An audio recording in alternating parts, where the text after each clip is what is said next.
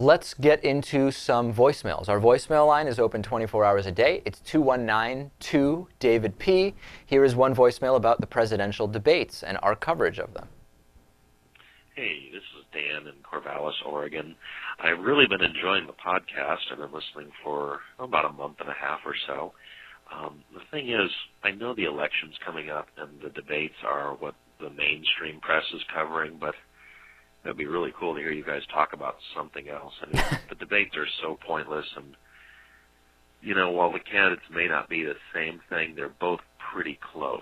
All right. You know, my response to this is there have been 4 debates, 3 presidential and 1 vice presidential, the day after we talk about the debates. Otherwise, it just kind of becomes the context. We reference the debates when talking about other things.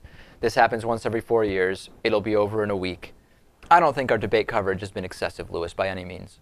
No, it's necessary. I mean, it's a huge topic. It needs to be covered. Wait, hold on. Let me just make a quick point about that. Yeah. The idea that these candidates are basically the same. Oh, of course we disagree completely. I disagree, but to have one example, I think the 30 million people that are going to have health insurance as a result of quote-unquote Obamacare would have something to say about the idea that there's no difference between the candidates. Agreed. And then here is another voicemail from the Eggman about the decriminalization of marijuana, the use of the R word, a bunch of other stuff. Let's take a listen. Hi, guys, to all of you. I really liked your opinion on medical marijuana and the legalizing of it.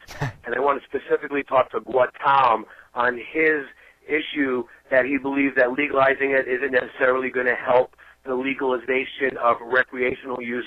Guatam, I fully agree with you that it probably would not help the recreational use. However, we don't give a hoot about that, because as long as the government is going to lie to keep it illegal, we're going to lie and say we need it medicinally. So it'll still work for us, lie versus lie. Also, I'm a liberal that makes no money and I work in a factory situation. If you think that when somebody drops the R word in a conversation, it's off-putting and it makes you turn yourself off, I work in a factory where people drop the N word like it's going out of style, okay? I had to get, first I thought this guy was kidding. I have to get used to working with racist people. I cannot walk away from it. They are my boss, my coworker, everybody. So it's really rough trying to be a liberal in a conservative red county. Love you guys. Shalom, everybody. Live. Okay, so there is the Eggman weighing in on that. And hey, if everybody around you is dropping the R word and the N word, maybe you can't pick and choose and say, I don't really want to associate with that person. Maybe everybody just uses those words Eggman around. makes a good point. It might be hard to escape that situation. On today's bonus show, we will talk about our preparation for Hurricane Sandy, which is set to hit any minute, really. We will also talk about a man getting a Romney tattoo on his face for 15 grand. Would you do it? I don't know. DavidPakman.com/membership. Get the bonus show. Support the David Pakman Show. So many other great benefits. We'll talk to you tomorrow.